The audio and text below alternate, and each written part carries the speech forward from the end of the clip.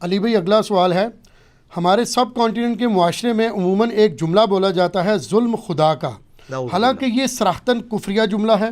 اب تو نوبت یہاں تک پہنچ چکی ہے کہ بعض اوقات ہمارے ٹی وی اینکرز اور پولیٹیشنز بھی اپنے مخالفین کی برائی کا ذکر کرنے سے پہلے عادتاً یہ جملہ بول دیتے ہیں ظلم خدا کا، نعوذ باللہ تعالی۔ علی بھائی سے ریکویسٹ ہے کہ اس اخلاقی برائی پر بھی کچھ نہ کچھ ضرور کہیں، شکریہ۔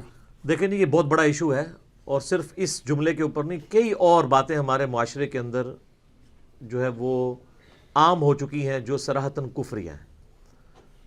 اسپیسیفکلی چونکہ اس کے اوپر سوال ہوا، یہ ہمارے پنجاب کے معاشرے میں تو پنجابی میں یہ عام عورتیں یہ بول دیتی ہیں ظلم خدا دا، نعوذ باللہ، جبکہ پورا قرآن اس پر گواہ ہے کہ اللہ تعالیٰ نے سب سے زیادہ جس چیز کے اوپر ایمفیسائز کیا ہے اپنی ذات کے حوالے سے، چونکہ اللہ تعالیٰ نے انسانیت کو عذاب میں جھونکنا ہے اپنی نافرمانی پہ، اللہم اجرنا من النار، لہذا قرآن میں جگہ جگہ یہ بات آئی وما ظلمناہم ولکن کانوا ھم الظالمون، ہم نے ان پہ ظلم نہیں کیا بلکہ وہ خود اپنی جانوں پر ظلم کرنے والے تھے۔ یہ ٹاپک بار بار آتا ہے، یعنی اللہ تعالیٰ کو تو ظاہر پتہ ہے کہ وہ کیا کرنے والا ہے انسانیت کے ساتھ جو نافرمان ہے، تو جب بھی نافرمانیوں کے عذاب کا ذکر آتا ہے تو اللہ تعالیٰ فرماتا ہے کہ ان کو جو ہم نے دوزخ میں پھینکا ہے ان کے اعمال کے سبب، ہم نے ان پہ ظلم نہیں کیا، انہوں نے خود اپنے اوپر ظلم کیا ہے، ہماری دعوت کا انکار کر کے، ہمارے پیغمبروں کی توہین کر کے، ہماری کتابوں کو پس پش ڈال کے۔ تو ظلم کے لفظ سے تو اللہ کو سخت نفرت ہے، اور اللہ نے اس کے اگینسٹ اپنے لیے جو ورڈ اور صفت چوز کی ہے وہ صفت عدل ہے، کہ اللہ عدل کرنے والا ہے، اللہ انصاف پر قائم ہے، انصاف پر قائم رہنے والے لوگوں کو پسند کرنے والا ہے، اولو العلم قائما بالقسط۔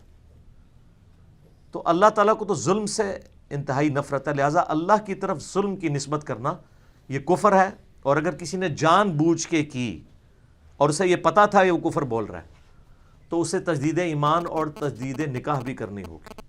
اگر وہ فی البدی اس کی زبان سے نکل گیا تو توبہ کافی ہے، کلمہ پڑھے اور توبہ کر لے۔ ہاں اس کی جگہ جو اصل لفظ بولنے والا ہے وہ ہے غضب خدا کا، وہ تو اللہ تعالیٰ بار بار کہتا ہے میں غضب فرمانے والا ہوں۔ ہم سورۃ الفاتحہ میں بھی دعا کیا مانگتے ہیں، غیر المغضوب علیہم ولا الضالین، تو یہ غضب کا لفظ عربی سے ہے نا، عربی میں غضب ہے اور اردو میں غضب، ضاد کو ہم ضاد پڑھ دیتے ہیں۔ تو اے اللہ ان لوگوں کے راستے سے بچانا جن پر تیرا غضب ہوا اور جو گمراہ ہے۔ تو یہ کہنا کہ غضب خدا کا، عذاب خدا کا، یہ درست ہے، لیکن ظلم خدا کا یہ لفظ غلط ہے۔ اسی طریقے سے عموماً کسی کے گھر کے اندر جوان موت ہو گئی تو لوگ، خصوصاً جو اپنے ہوش و حواس میں نہیں رہتی ہیں عورتیں جوان بیٹے کی موت کے اوپر، وہ تو یہاں تک کہہ دیتی ہیں کہ اللہ نے ساڑھے کار ویکھیا سی۔ اب یہ اللہ تعالیٰ کے اوپر کس طرح کا جملہ کسنا ہے، حالانکہ موت کا وقت تو مقرر ہے۔ تو مسلمان کہاں کے ہو؟ مسلمان کو تو بنیادی عقیدہ ہے، قرآن میں یہ مضمون بار بار آیا ہے، کل نفس ذائقۃ الموت، ہر جان نے موت کا مزہ چکھنا ہے، اور پھر یہاں تک کہا گیا کہ موت جب آ جائے گی نہ ایک لمحہ آگے ہوگی نہ پیچھے۔ تو پھر اس بات کے اوپر اللہ تعالیٰ سے گلہ اور شکوہ کیسا؟ کوئی بہت بوڑھا ہو چکا ہے تو لوگ ورڈکٹ دیتے ہیں لگتا ہے جی اللہ انہوں بھول ہی گیا ہے۔ ہاں اب اللہ کی طرف بھولنے کی نسبت کرنا یہ کفر ہے۔ نسیان ایک عیب ہے نا، یہ اللہ کے ساتھ منسوب کیا جا سکتا ہے؟ اللہ بھول ہی گیا، نعوذ باللہ، ایسا نہیں۔ قرآن میں یہ جو آیا نا سورہ الحشر کے اندر کہ جو اللہ تعالیٰ کی یاد سے غافل ہوتے ہیں اللہ تعالیٰ ان کو اپنے نفسوں کو ان کے نفس سے بھلا دیتا ہے، یا اسی طریقے سے اللہ تعالیٰ دوزخ میں جب دوزخیوں کو پھینکے گا، قرآن پاک میں مضمون کئی جگہ آیا ہے، تو اللہ تعالیٰ کہے گا کہ آج ہم تمہیں اسی طرح بھول جائیں گے جس طرح تم دنیا میں ہمیں بھول گئے تھے۔ تو یہاں بھولنے سے مراد اردو میں ترجمہ جو کیا جاتا ہے وہ غلط ہے، اس میں اعلیٰ حضرت نے ترجمہ ٹھیک کیا ہے کہ ہم نے تمہیں تمہارے حال پر چھوڑ دیا ہے جس طرح تم نے دنیا میں ہمیں چھوڑ رکھا تھا، یعنی ہمارے طرف متوجہ نہیں تھے۔ تو وہاں بھولنا اپنے لغت کے معنوں میں نہیں اس طرح استعمال ہو رہا، بلکہ اصطلاحاً اس کے لیے اردو میں لفظ استعمال ہوگا تمہارے حال پر چھوڑ دیا، اللہ بھولتا تو نہیں ہے نا, اللہ تو ہر چیز کا حساب رکھے ہوئے ہے, اللہ فرشتوں کا محتاج نہیں ہے. اسی لیے تو آپ دیکھیں احادیث میں آتا ہے لوگوں کی ڈھیروں نیکیاں قیامت والے دن لائی جائیں گی, اور اللہ تعالیٰ کہے گا یہ ریاکاری کی وجہ سے ہوا ہے, سب کچھ ختم. فرشتوں نے تو وہ لکھ لی ہوئی ہوں گی.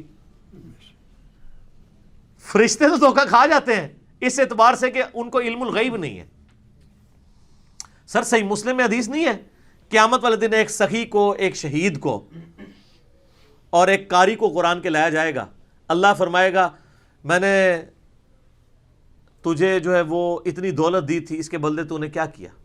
وہ کہے گا یا اللہ میں نے اتنا مال تیری راہ میں خرچ کیا, اور فرشتوں نے وہ نامہ مال میں لکھی ہوئی ہوں گی نیکی. اللہ فرمائے گا تو نے صرف اس لیے کی کہ لوگ تجھے نیک کہیں, اور تجھے دنیا میں لوگوں نے نیک کہہ لیا, اب ہمارے ہاں تیرے لیے کوئی اجر نہیں ہے, اونا منہ کر کے دوزخ میں. شہید سے اللہ پوچھے گا, وہ کہے گا یا اللہ جان تو دے دی اور کیا کرتا؟ اللہ فرمائے گا تو نے جان اس لیے دی کہ تاکہ لوگ تجھے کہیں بڑا بہادر ہے, تو لوگوں نے تیری بڑی تعریف کی تھی, میرے ہاں تیرے لیے کوئی اجر نہیں. یار اللہ کتنا غیرت مند ہے, ایک بندے نے جان بھی دے دی ہے نا, ذرا سا اس میں یہ چیز داخل ہوئی ہے نا, اللہ نے کہا کوئی نہیں. مسند احمد میں حدیث ہے جس نے دکھلاوے کے لیے روزہ رکھا اس نے شرک کیا, جس نے دکھلاوے کے لیے نماز پڑھی اس نے شرک کیا, جس نے دکھلاوے کے لیے صدقہ کیا اس نے شرک کیا. پھر صحیح مسلم کی اسی حدیث میں آتا ہے کہ پھر اللہ تعالیٰ ایک قاری کو بلائے گا, تو نے کیا کیا؟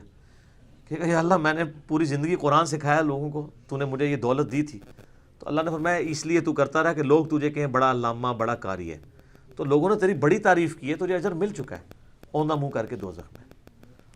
تو صحیح مسلم کی ایک اور حدیث ہے کہ اللہ تعالیٰ تمہاری شکلوں اور مال کو نہیں دیکھتا, دلوں اور اعمال کو دیکھتا ہے. یہ جو شکلوں سے اور بڑی خوبصورت نورانی شکلیں بنا بنا کے, اور یار وہ اللہ کے بندوں آپ کسی غیر مسلم کو بھی جو ہے نا 4 دن اے سی والے کمرے میں رکھ کے خوبصورت سی داڑھی رکھوا کے تو پیاری سی پگڑی باندھ دیں تو وہ بھی نورانی نظر آنا شروع ہو جائے گا. ٹھیک ہے نا, یہ اس سے آپ پبلک کو دھوکہ دے سکتے ہیں, اللہ کو نہیں. اللہ کے لیے شکلیں کوئی میٹر نہیں کرتی, کوئی شکلیں تو اس نے خود بنائی ہیں. کسی کو سفید رنگت دی, کسی کو کالی دی, کسی کے ہونٹ موٹے بنائے, کسی کے باریک بنائے, کسی کا ناک موٹا بنا دیا. حضرت بلال حبشی ہمارے سب کانٹیننٹ کی ڈاکٹرن میں خوبصورت تو نہیں ہو سکتے, یہاں تو باریک ہونٹوں والے کو, پتلی ناک والے کو اور صاف رنگت والے کو خوبصورت سمجھا جاتا ہے. حبشی میں تو اس طرح کی کوئی چیز نہیں ہوتی ہے. لیکن صحیح بخاری اٹھا کے دیکھ لیں, حضرت عمر کہا کرتے تھے ابو بکر ہمارے سید ہیں جنہوں نے ہمارے سید بلال کو آزاد کروایا. سبحان اللہ. تو اللہ تبارک و تعالیٰ کے ہاں تو کرائٹیریا بالکل ڈیفرنٹ ہے, ہم لوگوں نے کرائٹیریے بالکل کوئی اور بنائے ہوئے ہیں.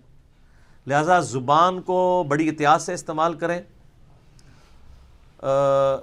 صحیح بخاری اور صحیح مسلم دونوں میں حدیث موجود ہے, نبی صلی اللہ علیہ وآلہ وسلم نے فرمایا کہ بعض اوقات انسان پوری زندگی جنتیوں والے اعمال کرتا رہتا ہے حتیٰ کہ جنت سے ایک بالشت رہ جاتا ہے, اور اپنے منہ سے کوئی ایسا کلمہ نکال دیتا ہے کہ دوزخ کے اندر پہنچ جاتا ہے وہ. استغفر اللہ واتوب الیہ. تو یہ اس طرح کے کلمات نکالنے سے ایسا ہو جاتا ہے نا, تو اس لیے ڈرنا چاہیے کہ انسان اپنی زبان کو کہاں پہ استعمال کر رہا ہے. خصوصاً اللہ اور اس کے رسول کے معاملے میں آپ مذاق بھی نہیں کر سکتے. سورہ توبہ کے اندر بھی آتا ہے نا کہ وہ منافقین جو ہیں وہ بھی نبی علیہ السلام کے ساتھ اس طرح کی گفتگو کرتے تھے, اگر کوئی کاؤنٹر کوسچن ہو جاتا تو کہتے ہیں ہم تو مذاق کر رہے تھے. تو اللہ نے اتنا سخت فتویٰ دیا, کیا اللہ اس کا رسول ہی رہ گئے کہ تم ان سے مذاق کرو؟ تم ایمان لانے کے بعد کافر ہو چکے ہو, اللہ کے رسول کے ساتھ مذاق کرتے ہو. ٹھیک ہے, تو وہ کہتے تھے یا رسول اللہ آپ ہمیں غزوہ تبوک کے اوپر نہ لے کے جائیں, ہمیں آزمائش میں نہ ڈالیں, ہم فتنے میں پڑ جائیں گے. وہاں پہ وہ شام کی عورتیں ہیں, آپ کو پتہ ہے ہم عورتوں کے معاملے میں ویسے ہی بڑے کمزور ہیں. ہائے ہائے ہائے. اللہ نے فرمایا تم فتنے میں وہاں پہنچے بغیر ہی پڑ چکے, اس سے بڑا کیا فتنہ ہوگا کہ رسول اللہ کے ساتھ غداری کر رہے ہو. آج نبی علیہ السلام کی جان سے بڑھ کر کوئی اور تمہیں چیز ہونی چاہیے تھی, اپنی جانیں ان کے لیے نچھاور کرتے. تو فتنے میں تم پڑ چکے کہ تم نے اپنی جانوں کو رسول اللہ کے اوپر ترجیح دے دی ہے, وہاں جا کے کیا فتنے میں تم نے پڑھنا ہے. ہمارے ٹی وی اینکرز بھی اور religious so called scholar modern بعض اوقات اسلام کے معاملات کے اندر اس طرح کی گفتگو کرتے ہیں کہ وہ اپنی طرف سے تو علم جھاڑ رہے ہوتے ہیں، حالانکہ جہالت ہی جھاڑ رہے ہوتے ہیں، اور کئی لوگوں کا ذہن خراب کرتے ہیں اور اپنی آخرت برباد کرتے ہیں. بعض اوقات انٹینشنلی بھی کرتے ہیں، بعض اوقات ان انٹینشنلی بھی. یہ پچھلے دنوں اسلامی سزاؤں کے حوالے سے جاوید چودھری صاحب کا جو ایک کالم انہوں نے لکھا تھا، میں نے اس کے اوپر ریکارڈنگ کروا دی تھی. کئی لوگوں تک ماشاءاللہ وہ پہنچی ہے کہ یار احتیاط سے اپنی زبان کو استعمال کریں.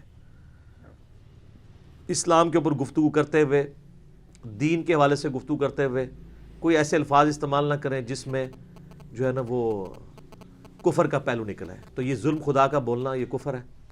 اسی طریقے سے اکثر آپ پنجابی میں محاورہ سنتے ہیں، اردو میں بولا جاتا ہے، پہلے پیٹ پوجا پھر کام دھوجا. یہ بھی کلمات کفر ہے. پیٹ کی پوجا کرنا، اللہ کے سوا تو کسی کی پوجا نہیں ہے.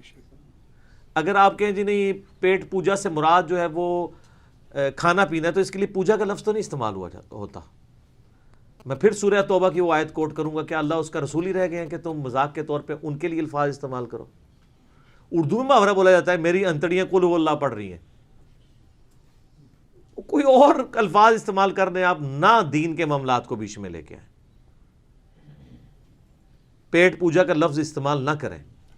اسی طریقے سے کئی ایک گانے ہیں جو ہمارے نوجوان گنگنا رہے ہوتے ہیں اور ان میں کلمات کفر موجود ہوتے ہیں. اب مجھے کیونکہ وہ گانے آتے نہیں ہیں، کبھی کبھار کبھی میرے کان میں پڑ جائے تو میں پریشان ہو جاتا ہوں کہ یار یہ کیا الفاظ ہیں، اور لوگ گنگنا بھی رہے ہوتے ہیں اور ان کو یہ خبر بھی نہیں رہتی کہ اس کی وجہ سے ان کا عقیدہ ہی خراب ہو گیا.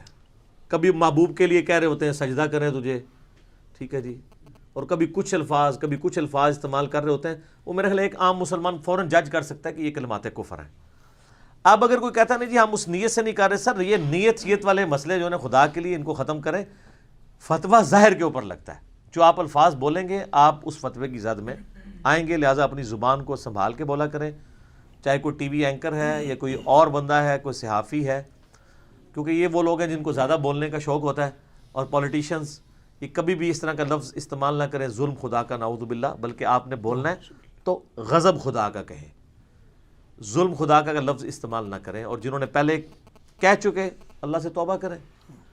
اور کبھی زبان سے نکل جائے، بعد میں ایڈیٹنگ کر کے بیچ میں سے نکال دیں، آپ توبہ کریں اور اپنی پریکٹس کریں، بولنے سے پہلے تول لیں اس طرح کے الفاظ کے اوپر. تو انشاءاللہ تعالیٰ آپ کے لیے دنیا اور آخرت میں آسانی ہوگی، ادروائز مارے جائیں گے. ٹھیک ہوگا. جزاکم اللہ خیر و احسن.